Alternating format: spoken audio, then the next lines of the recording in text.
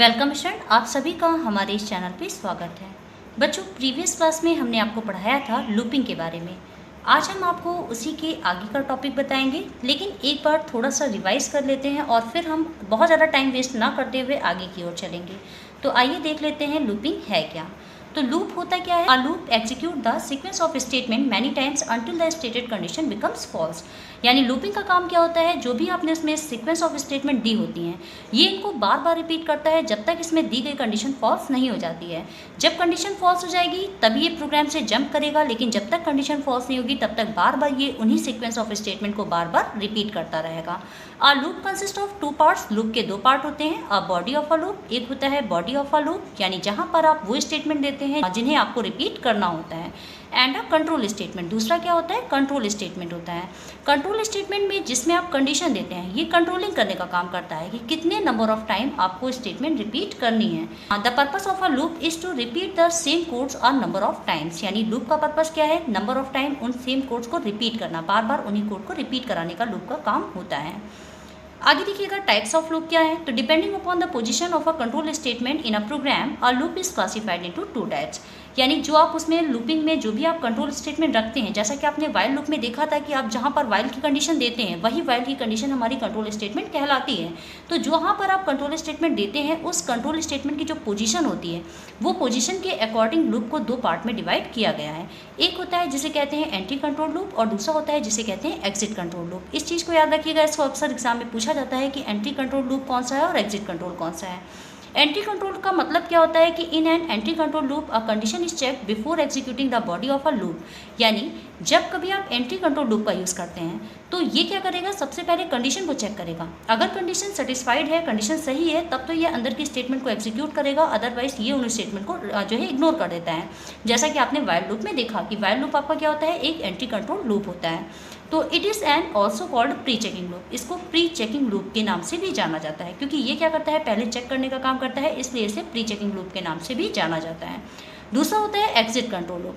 Exit control loop क्या है? In an exit control loop a condition is checked after executing the body of a loop. यानी ये क्या करेगा? जो भी आपने लूप में बॉडी में स्टेटमेंट दिया है, ये पहले एक बार उन स्टेटमेंट को एग्जीक्यूट कर लेगा और एग्जीक्यूट करने के बाद में नीचे इसमें कंट्रोल स्टेटमेंट दी होती हैं, तो ये बाद में कंट्रोल स्टेटमेंट को देखता है और वहाँ पर कंडीशन को चेक करेगा।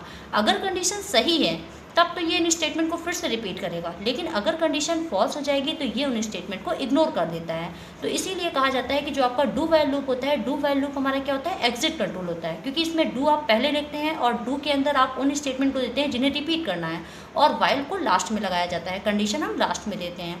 तो अगर इसमें कंडीशन फॉल्स भी है तब भी कम से कम एक बार प्रोग्राम आपका एग्जीक्यूट होता है और उसके बाद में ये कंडीशन को चेक करेगा। अगर कंडीशन ट्रू है तो उन स्टेटमेंट को रिपीट करेगा, लेकिन अगर कंडीशन फॉल्स है तो ये क्या करता है? वहाँ से सीधे बाहर आ जाता है।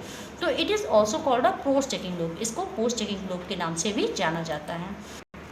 देखिएगा, अगर इसे हम ग्राफिकल वे में आपको समझाएं तो ये छोटा सा फ्लो चार्ट है। इस फ्लो चार्ट से बहुत आसानी से आपको ये समझ में आ जाएगा। मान लीजिए किसी भी स्टेटमेंट को आप बार बार रिपीट करना चाहते हैं, तो फर्स्ट ऑफ ऑल स्टार्ट किया जाएगा।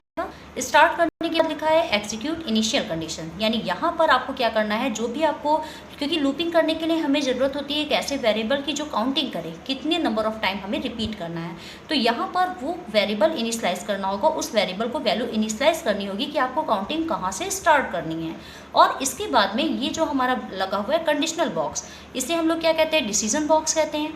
और डिसीजन बॉक्स का मतलब काम होता है डिसीजन लेना। यहाँ पर ये देखिए क्या कर रहा है? एग्जीक्यूट टेस्ट कंडीशन, यानी ये क्या कर रहा है? जो है आपने जो भी कंडीशन दिया है उसको टेस्ट करेगा। अगर कंडीशन सही है तो फिर नीचे आएगा, नीचे की दी हुई स्टेटमेंट को जो है एग्जीक्यूट करेगा और फिर यहाँ पे जाएगा, फिर कंडीशन को चेक करेगा। अगर कंडीशन फिर भी सही है तो ये बार बार इन स्टेटमेंट को रिपीट करता रहेगा जब तक कि कंडीशन सही है। लेकिन जैसे ही इसको यहाँ पर कंडीशन फॉल्स मिल जाएगी, तुरंत ये यहाँ से क्या हो जाता है? नेविगेट कर जाता है और प्रोग्राम से बाहर आ जाता है। तो इस तरीके से आपका लूपिंग काम करता है। सपोज दैट एक छोटा सा एग्जाम्पल रखें हम यहाँ पे आपको बताएं। मान लीजिए आपको कोई वर्ड 3 टाइम प्रिंट करना हो, सपोज दैट आपको हेलो प्रिंट करना है। अब ऐसे में यहाँ पर मैंने एक वेरिएबल ले लिया आई और आई की वैल्यू रख दिया 1। नीचे आए, यहाँ पर टेस्ट कंडीशन में आपने मान लीजिए कंडीशन जो दे रखा है कि इफ़ आई ग्रेटर देन, यानी आई आपका क्या होना चाहिए? 3 या 3 से बड़ा होना चाहिए। अब आई में तो 1 1 है, 1 को नीचे लेकर के गए। यहाँ पर हमने चेक किया कि 1 ग्रेटर देन इक्वल 3, यानी 1 हमारा 3 या 3 से बड़ा होना चाहिए, या तो वो 3 के बराबर हो, आई की वैल्यू या तो 3 के बराबर हो या फिर 3 से बड़ी होनी चाहिए। तो आई में 1 है और 1 3 से बड़ा या बराबर नहीं है, मीन्स कंडीशन फॉल्स होगी। तो कंडीशन के फॉल्स होने का मतलब वो सीधे सीधे यहाँ से बाहर आ जाएगा और स्टॉप कर देगा। इस टाइम उसने इन स्टेटमेंट को क्या किया, इग्नोर कर दिया। लेकिन अगर इसी जगह यहाँ पे जो कंडीशन हमने रखी है वो कुछ इस तरीके से रखी होती, मान लीजिए मैंने यहाँ पे कंडीशन रखी होती कि आई लेस देन इक्वल 3, अगर i की वैल्यू 3 से छोटी या बराबर हो, तो अब देखिए i की वैल्यू हमारी 3 से छोटी या बराबर है, मीन्स कंडीशन सही है क्योंकि 1 है और 1 3 से छोटा है। तो इसका मतलब अब यहाँ पर मान लीजिए आप हेलो को प्रिंट करना चाहते हैं, तो इसी के हमें अपना आउटपुट बॉक्स लगा के हेलो को प्रिंट कराना होगा और इसके बाद i की वैल्यू में इंक्रीमेंट कर देंगे। तो i की वैल्यू में +1 हो जाएगा, मीन्स i की वैल्यू हो जाएगी 2। अगेन वो चेक करेगा 2 लेस देन इक्वल 3, 2 3 से छोटा हो या बराबर हो, कंडीशन ट्रू है, तो फिर से स्टेटमेंट को प्रिंट करेगा, फिर i++ कर देगा।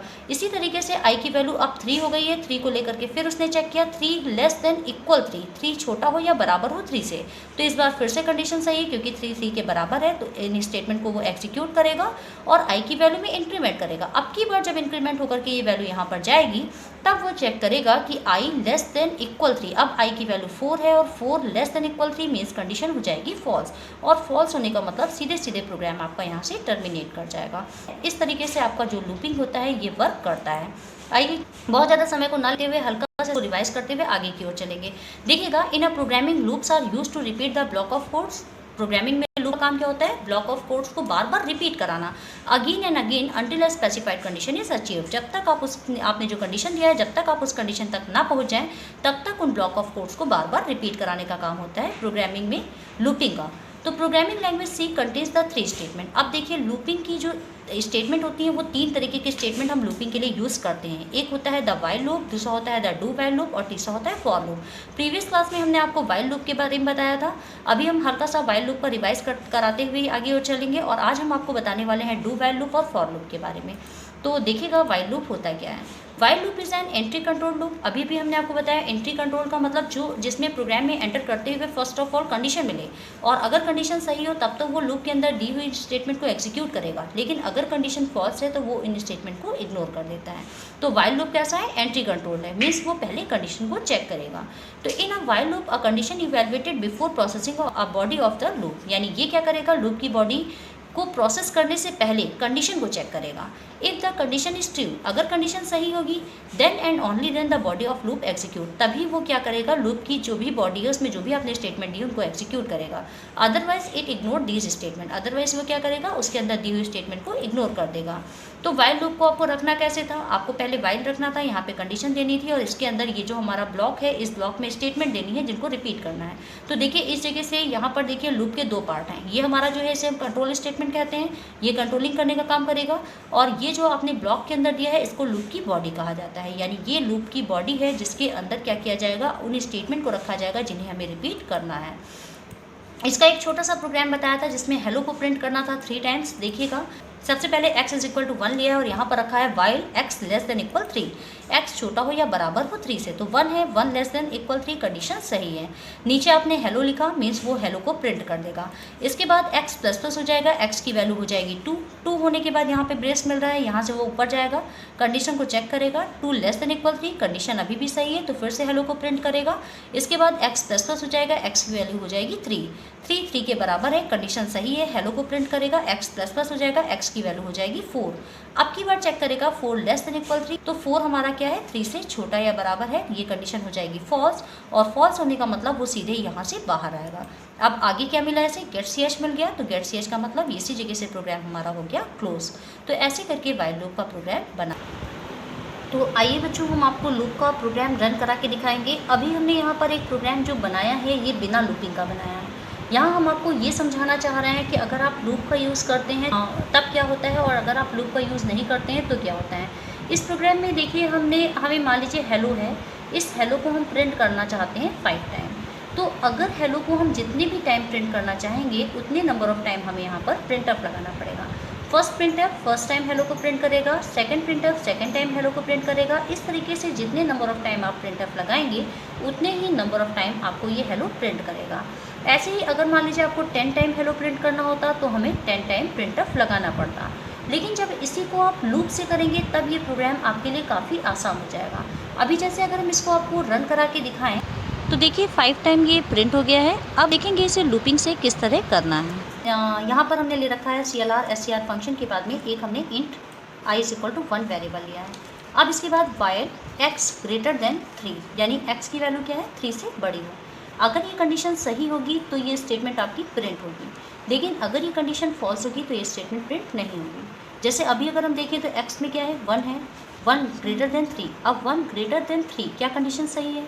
तो यहाँ पर कंडीशन क्या है फॉल्स है। इसका मतलब इस प्रोग्राम का कोई भी आउटपुट नहीं होगा। कंडीशन फॉल्स होने पे इसका कोई भी आउटपुट नहीं आएगा।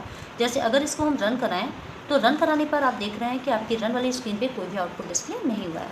इसी तरीके से इस प्रोग्राम में अगर हम साइन को बदल दें, जैसे यहाँ पर हमने लगा दिया है x = 1। अब कंडीशन क्या है वाइल x <3। x हमारा क्या है 3 से छोटा हो, इक्वल भी लगा लें ताकि ये स्टेटमेंट हमारी 3 बार प्रिंट हो जाए। तो यहाँ हमने क्या किया है x = 1, फिर लिखा है वाइल x <= 3। x में 1 है, 1 <3 कंडीशन सही है। कंडीशन का सही होने का मतलब इसके अंदर आएंगे, यहाँ प्रिंट कराएंगे जो भी आपको प्रिंट करना होगा। कोई मैसेज प्रिंट करना है तो मैसेज प्रिंट करेंगे। जैसे मान लीजिए हमें x की वैल्यू प्रिंट करना है तो हमने यहाँ पर x की वैल्यू लगा दिया है, तो x की जो भी वैल्यू है वो आ जाएगी। अभी x की वैल्यू क्या है 1 है, तो x = 1 आ जाएगा, फिर x++ हो जाएगा। अगेन ये यहाँ पहुँचेगा, कंडीशन को चेक करेगा तो x की वैल्यू हो गई 2 <= 3। कंडीशन क्या है सही है, 2 3 से छोटा होता है। 2 3 से छोटा होता है, इसका मतलब फिर से ये जो स्टेटमेंट यहाँ पे दी गई है इस स्टेटमेंट को प्रिंट कर देगा। यानी x की वैल्यू क्या है 2 है, 2 को प्रिंट करेगा और फिर x++ हो गया यानी x की वैल्यू में +1 हो गया। अब x की वैल्यू कितनी हो गई 3 को लेके अगेन यहाँ गया, कंडीशन को मैच कराया 3 <= 3। तो 3 3 से छोटा हो या बराबर हो, तो 3 3 के बराबर है, मीन्स कंडीशन क्या है सही है। सही होने का मतलब अगेन ये स्टेटमेंट को प्रिंट करेगा और फिर x++ करेगा। अब x की वैल्यू हो जाएगी 4 <3, 4 3 से छोटा है, कंडीशन हो जाएगी फॉल्स, और फॉल्स होने का मतलब यहाँ से बाहर आ जाएगा। तो ऐसे ये प्रोग्राम आपका बनता है लूपिंग का। तो अभी हमारा ये वाइल लूप है और इसको एंट्री कंट्रोल क्यों कहते हैं, क्योंकि जैसे ही हमने एंटर किया फर्स्ट ऑफ ऑल हमें कंट्रोल स्टेटमेंट मिल गई। अगर ये कंट्रोल स्टेटमेंट में कंडीशन दी गई कंडीशन जो है सेटिस्फाइड करेगी तो स्टेटमेंट एग्जीक्यूट होगी, लेकिन अगर ये सेटिस्फाइड नहीं करेगी तो इन स्टेटमेंट को वो इग्नोर कर देता है। तो आइए इसे रन करा के देखते हैं। जब इसको रन किया देखिए x की वैल्यू 1, x की वैल्यू 2 और x = 3, ये तीनों स्टेटमेंट आपकी स्क्रीन पे। मान लीजिए आपको टेबल प्रिंट करनी हो, अब आप चाहते हो कोई भी नंबर हम दें और उस नंबर की टेबल लेकर के आ जाए। तो टेबल बनाने का मतलब है कि इसके लिए फिर हमें कुछ वेरिएबल्स चाहिए होंगे। आइए इस प्रोग्राम को भी देखते हैं। मान लीजिए आपको एक प्रोग्राम बनाना है जिसमें आपको क्या करना है कि कोई भी नंबर आप एंटर करें उसकी टेबल लेके आ जाए। तो एक तो हमारे पास वेरिएबल है काउंटर वेरिएबल x = 1, ये तो रहेगा ही रहेगा। इसके अलावा हमें एक वेरिएबल चाहिए होगा n, क्योंकि हम चाहते हैं कि यूज़र कोई भी नंबर दे दे उस नंबर की टेबल आ जाए। तो यहाँ पर n की जगह आप वेरिएबल का नाम कुछ भी दे सकते हैं। इसके साथ साथ हमें एक वेरिएबल और चाहिए होगा जिसमें हम टेबल का मल्टीप्लाई करें और उसको स्टोर कर पाएँ। तो वो हमने ले लिया t। इतना लेने के बाद में इसको हमने क्या कर दिया t = 0, इसलिए इनिशियलाइज कर रहे हैं। अगर इसमें कुछ गार्बेज वैल्यू हो तो ये 0 से इनिशियलाइज कर दें। अब इसके बाद में इतने वेरिएबल लेंगे, लेने के बाद में आपको एक मैसेज देना होगा यूज़र को। मैसेज क्या देना होगा कि अगर आप चाहते हैं कि कोई भी नंबर यूज़र एंटर करे और उस नंबर की टेबल प्रिंट हो, तो ऐसा ही हमें एक यहाँ पर मैसेज लगाना होगा। देखिए इस प्रोग्राम में हमने थोड़ा सा इंक्लूड किए हैं कुछ स्टेटमेंट को। जैसे यहाँ पर हमें क्या करना है, कोई भी यूज़र नंबर दे और उस नंबर की टेबल प्रिंट करनी है। तो इसके लिए आपको लूप लगाने से पहले क्या करना होगा, एक वेरिएबल में यूज़र से वैल्यू को इनपुट कराना होगा। इस स्टेटमेंट को लूप के अंदर नहीं रखा जाएगा, क्योंकि अगर आपने इन स्टेटमेंट को लूप के अंदर रखा तो मतलब वो हर 10 टाइम वो क्या करेगा, यूज़र से नंबर मांगेगा। लेकिन हमें क्या करना है, हमें एक नंबर यूज़र से लेना है और उस नंबर का 10 तक का मल्टीप्लिकेशन दिखाना है। यानी एक नंबर आपको यहाँ पे यूज़र से लेना है और उसी की आपको टेबल प्रिंट करनी है। तो जैसे मान लीजिए यहाँ पर हमने मैसेज क्या दिया है, printf enter any number which you want to print table. User के पास में लिख करके आएगा कि आपको कोई भी एक नंबर एंटर करना है जिसकी आपको टेबल प्रिंट करना है। फिर यहाँ स्कैनअप लगा के उस नंबर को हमने कहाँ स्टोर किया, n में। अब इसके बाद में आपने यहाँ पर लगाया वाइल लूप। वाइल में हमने क्या लगाया है, x <= 10, क्योंकि टेबल हमें 10 तक का प्रिंट करना है, तो इसलिए x को हमें कहाँ तक का लेके जाना होगा, 10 तक का लेके जाना होगा। आगे आपने किया t = n × i। अब मान लीजिए इस जगह पर यूज़र जो टेबल प्रिंट करना चाह रहा है, सपोज दैट यूज़र 2 की टेबल प्रिंट करना चाह रहा है, तो जब यूज़र 2 की टेबल प्रिंट करेगा तो मतलब 2 हमारा कहाँ चला जाएगा, n में आ जाएगा। अब n की वैल्यू कितनी है, 2 है। यहाँ पर आए, कंडीशन चेक किया, x लेस देन इक्वल 10, तो x की वैल्यू क्या है 1 है, 1 लेस देन 10, कंडीशन सही है। सही होने का मतलब हम अंदर आएंगे, यहाँ पर लिखा है t is equal to n into x. अब n की वैल्यू 2 है और x की वैल्यू क्या है 1 है, तो 2 1 जा 2 हो जाएगा और 2 हमारा कहाँ चला जाएगा, t में चला जाएगा। फिर जब आपने प्रिंटअप किया तो प्रिंटअप करने का मतलब यहाँ पर t की वैल्यू प्रिंट हो जाएगी, तो t की वैल्यू क्या आई है 2 आई है, 2 प्रिंट हो जाएगा। इसके बाद x प्लस प्लस हो जाएगा, x की वैल्यू हो जाएगी, तो अगर x की वैल्यू 1 थी और 1 में प्लस 1 कर दिया तो x की वैल्यू हो गई 2। 2 को लेकर के अगेन यहाँ आए, चेक किया, 2 लेस देन इक्वल 10, 2 10 से छोटा है, तो देखिए ये भी कंडीशन सही है, 2 हमारा क्या है 10 से छोटा है। तो इसका मतलब जब आप दोबारा अंदर आएंगे तो इस बार हमारे पास n में कोई भी चेंजेस नहीं है, n की वैल्यू तो 2 ही है, लेकिन x की वैल्यू +1 होकर के कितनी हो गई 2 हो गई, तो 2 इंटू 2 मतलब 4 हो जाएगा, और 4 कहाँ चला गया t में चला गया। प्रिंटअप करेंगे, यहाँ पर आप क्या करेंगे, t की वैल्यू को प्रिंट करेंगे, तो मतलब यहाँ पर आ जाएगा 4, और 4 आने के बाद में x प्लस प्लस हो गया, x की वैल्यू +1 हुई मतलब 3 हो गया। 3 को लेके फिर चेक किया, 3 लेस देन 10, अभी भी ये कंडीशन सही है। फिर यहाँ पर आए, n की वैल्यू 2 है और x की वैल्यू कितनी है 3 है, तो 2 इंटू 3 मतलब 6 हो गया, तो अब यहाँ पर क्या प्रिंट कर देगा 6 प्रिंट करेगा। ऐसे ही x प्लस 1 होगा, x की वैल्यू 4 हो जाएगी, तो 2 इंटू 4 करेगा यानी 4 को प्रिंट कर देगा, फिर 5 को करेगा, 6 को करेगा, 7 को करेगा मल्टीप्लाई। इसी तरीके से 8 x की वैल्यू 8 हो जाएगी, 2 का मल्टीप्लिकेशन 8 के साथ होगा, फिर x की वैल्यू 9 हो जाएगी, 2 का मल्टीप्लिकेशन 9 के साथ होगा, फिर x की वैल्यू 10 हो जाएगी। फिर चेक करेगा 10 10 के बराबर है, कंडीशन सही रहेगी, तो 2 का मल्टीप्लाई 10 के साथ होगा, मतलब टेबल में यानी t में हमारे पास 20 स्टोर होगा, 20 को ये प्रिंट करेगा। लेकिन अब जब x में इंक्रीमेंट होता है और x की वैल्यू हो जाती है 11, तो 11 लेस देन इक्वल 10, कंडीशन हो गई फॉल्स, और फॉल्स होने का मतलब इस लूप से बाहर आया तो गेट चेंज मिल गया और यहाँ से प्रोग्राम क्लोज हो गया। ऐसे करके आपको ये प्रोग्राम बनाना है, तो आइए इसे रन करा के देखते हैं। देखिए इसको रन कराने पे हमारे पास लिख के आया है enter any number which you want to print table. अब यहाँ पर आप कोई भी नंबर दे सकते हैं जिसकी आप टेबल प्रिंट करना चाहते हैं। मान लीजिए नंबर हमें 8 देना है, हमें 8 नंबर देना है, 8 की टेबल प्रिंट करनी है। जैसे ही हमने यहाँ पर 8 डाला और 8 डालते ही आप यहाँ पर इंटर प्रेस करेंगे, तो इंटर प्रेस करते ही आपके पास पूरी 8 की टेबल प्रिंट हो जाएगी। देखिए 8 1 जा 8, 8 2 जा 16, फिर 24, 32, 40, 48, 56, इसी तरीके से 64, 72 और 80, ये पूरी 8 की टेबल प्रिंट हो गई है। इस टेबल को हम और अच्छे फॉर्मेट में भी प्रिंट कर सकते हैं, लेकिन उसके लिए हमें अपने प्रिंटअप में थोड़ा सा चेंजेस करना है। देखिए अगर ये जो प्रिंटअप है, इस प्रिंटअप में हम थोड़ा सा कुछ चेंज करें तो हमारे पास टेबल थोड़ा और अच्छे फॉर्मेट में डिस्प्ले हो सकती है। जैसे यहाँ पर लिखा है %d लिखा हुआ है, इसके बाद में हम यहाँ पर लिखते हैं x, और इसके बाद में एक और बार यहाँ पे लगा दें %d, फिर इक्वल लगा दें, और इक्वल लगाने के बाद में अगेन हम यहाँ पर दे दें %d। ऐसा करने पर आपके पास जो आउटपुट आएगा वो थोड़ा सा और अच्छा आएगा। आप देखिएगा, पहले इसको समझ लीजिए। यहाँ पर जो पहला %d है, इस लाइन में जो पहला %d है, इस जगह पर हम वैल्यू चाहते हैं n की, तो हमें यहाँ पर n मिल जाए। n के बाद में जो दूसरा %d है, इस जगह पर हम वैल्यू चाहते हैं x की, तो यहाँ पर हमें x मिल जाए। और इसके बाद जो तीसरा %d है, उस जगह पर हम वैल्यू चाहते हैं t की, तो n की वैल्यू 2 रहेगी, बीच में x प्रिंट होकर आएगा, और ये जो %d है इसमें क्या रहेगा, x की वैल्यू 1 2 ये बदलती रहेगी, 3 4 5 इंक्रीमेंट होते होते, तो ये आपका चेंज होता रहेगा और इसी के अकॉर्डिंग यहाँ पे आउटपुट आएगा।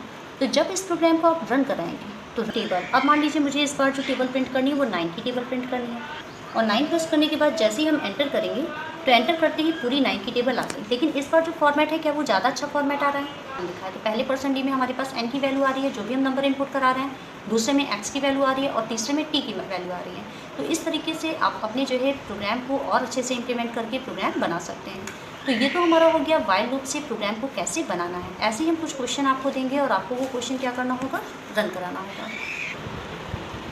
नेक्स्ट टॉपिक है डू वाइल लूप। इससे पहले हमने आपको बताया था वाइल लूप के बारे में, मतलब जब कभी किसी स्टेटमेंट को आप रिपीट करना चाहते थे तो वहाँ पर जो हमने मेथड यूज़ किया था वो वाइल लूप का किया था। तो अब हम आपको बताने वाले हैं डू वाइल लूप के बारे में। तो देखिएगा, डू वाइल लूप क्या है। Do while loop construct is another method used in C programming, यानी सी प्रोग्रामिंग में ये आपका एक दूसरा मेथड है लूपिंग का। तो do while loop ensure that the program is executed at least once and checks whether the condition at the end of the do while loop is true or false. यानी इसमें क्या होता है, जो आपने जो भी लूपिंग के अंदर स्टेटमेंट दी होती हैं वो कम से कम एक बार एग्जीक्यूट हो जाती हैं, और उसके बाद में check whether the condition at the end of do while loop, यानी जो कंडीशन होगी वो कहाँ पर होती है, लास्ट में चेक होती है कि वो कंडीशन आपने जो दिया है वो सही है या फिर गलत। लेकिन उससे पहले आपने जो स्टेटमेंट दी है वो कम से कम एक बार एग्जीक्यूट हो चुकी होती हैं। तो as long as the condition is true, अगर जो कंडीशन आपने नीचे दिया है वो कंडीशन सही है, कंडीशन के सही होने पर the statement will be repeated, जो भी स्टेटमेंट होंगी वो रिपीट होंगी। The control will comes out from the loop only when the test condition is false, और लूपिंग से आप तभी बाहर आ पाएंगे, यानी वो बार बार उन स्टेटमेंट को रिपीट करता रहेगा। लूपिंग से आप तभी बाहर आ पाएंगे जब आपने जो कंडीशन दिया है वो कंडीशन फॉल्स हो जाएगी। जैसे ही कंडीशन फॉल्स होगी तुरंत वो प्रोग्राम आपका लूप से बाहर आ जाता है। Do while loop is an exit control loop. अब डू व्हाइल लूप क्या है, एग्जिट कंट्रोल है, यानी यहाँ पर क्या होता है, जब लूपिंग से आप एग्जिट करने लगते हैं तब कंडीशन चेक की जाती है। जैसे एक छोटे से सिंटैक्स से आप समझेंगे कि डू व्हाइल लूप का हम कैसे यूज़ करते हैं। यहाँ पर देखिए ये जो पहले यहाँ पर रखा गया है डू, अब डू का मतलब क्या आपको करना है, और यहाँ से वाइल यहाँ से जो लूपिंग की बॉडी है ये बॉडी स्टार्ट हो रही है। सबसे पहले डू रखा, फिर ये बॉडी ओपन किया और यहाँ पर आपने स्टेटमेंट दिया, देन आपने बॉडी को क्लोज किया। तो पहला ये जो पार्ट हो गया ये क्या हो गया, बॉडी पार्ट हो गया, और नीचे यहाँ पर क्या हो गया, ये क्या हो गया, कंट्रोल पार्ट हो गया, यानी ये कंट्रोलिंग करने का काम करेगा। अब जब ये आपका प्रोग्राम एग्जीक्यूट होगा तो एग्जीक्यूट करते समय डू के अंदर जो भी आपने चीज़ें दिया है ये आपका एग्जीक्यूट हो जाएगा। एग्जीक्यूट होने के बाद में नीचे यहाँ पर आएगा और चेक करेगा कंडीशन, अगर जो कंडीशन आपने दिया है वो कंडीशन सही है तब इन स्टेटमेंट को रिपीट करेगा, यानी वो रिपीट करेगा, फिर कंडीशन चेक करेगा, कंडीशन सही है तो फिर रिपीट करेगा, फिर कंडीशन चेक करेगा। ऐसे करके वो बार बार उन कंडीशन को चेक करते हुए रिपीट करता जाएगा। लेकिन अगर मान लीजिए आपने जो कंडीशन दिया है वो फॉल्स हो जाती है, तो कंडीशन के फॉल्स होने पर ये क्या करेगा, सीधे प्रोग्राम से बाहर आ जाता है। तो आइए इसे एक छोटे से एग्जाम्पल से आपको हम समझाते हैं कैसे इसका प्रोग्राम बनाएंगे। तो देखिएगा यूजिंग डू व्हाइल लूप किस तरीके से डू व्हाइल का प्रोग्राम बनाते हैं। फर्स्ट ऑफ ऑल आपने यहाँ पर क्या किया है, देखिए int x is equal to 1 ले रखा है। अब x हमारा क्या है, एक काउंटर वेरिएबल है, ये काउंटिंग करने का काम करेगा कि कितने नंबर ऑफ टाइम हम स्टेटमेंट को रिपीट करना चाह रहे हैं। इसके बाद में डू लगा है, डू के अंदर ये डू की बॉडी ओपन हो गई। अब यहाँ पर आपको जो भी कुछ करना है, जैसे मैं यहाँ पर हम क्या कर रहे हैं, हम x की वैल्यू को प्रिंट करा रहे हैं, लेकिन मान लीजिए आपको x की वैल्यू नहीं प्रिंट करनी है, आपको इस जगह अपना नाम प्रिंट करना है, या कोई आप सेंटेंस चाहते हैं जो बार बार रिपीट हो, या फिर आप किसी टेबल को प्रिंट करना चाहते हैं, जो भी कुछ आप करना चाहते हैं वो आप यहाँ पर स्टेटमेंट में दे सकते हैं। तो हमने क्या किया है, प्रिंटफ लिखा है, और प्रिंटफ के अंदर x वैल्यू इज़, यानी हमारे पास लिख के आएगा कि x की वैल्यू क्या है, तो उसके बाद में %d है और यहाँ से जो भी x की वैल्यू है वो दिखा देगा, प्रिंट करा देगा। और फिर नीचे लगाया है x प्लस इक्वल 1। इसके बारे में हमने पहले भी आपको बताया था कि चाहे आप x प्लस प्लस रखिए, या फिर x is equal to x plus 1 रखिए, या फिर x प्लस इक्वल 1 रखिए। इन तीनों का मतलब होता है x की वैल्यू में एक इंक्रीमेंट कर देना। अब यहाँ पर प्लस इक्वल है तो ये राइट टू लेफ्ट चलता है, और आपको एसोसिएटिविटी भी बताई गई है। तो राइट टू लेफ्ट का मतलब ये क्या करेगा, 1 की वैल्यू को x में असाइन करेगा और फिर x की वैल्यू से इसे प्लस कर देता है। तो इस तरीके से x में ऑलरेडी 1 था और उसमें 1 और ऐड जुड़ जाएगा, तो x की वैल्यू क्या हो जाएगी, 2 हो जाएगी। x की वैल्यू 2 होने के बाद में नीचे यहाँ पर आएँ आप बॉडी के बाद में, यहाँ पर कंडीशन चेक किया गया, ठीक है, x की वैल्यू 2 है, 2 लेस देन 10, कंडीशन क्या है, सही है। तो इसका मतलब कंडीशन सही है, तो ये आपका क्या होगा, फिर से रिपीट होगा।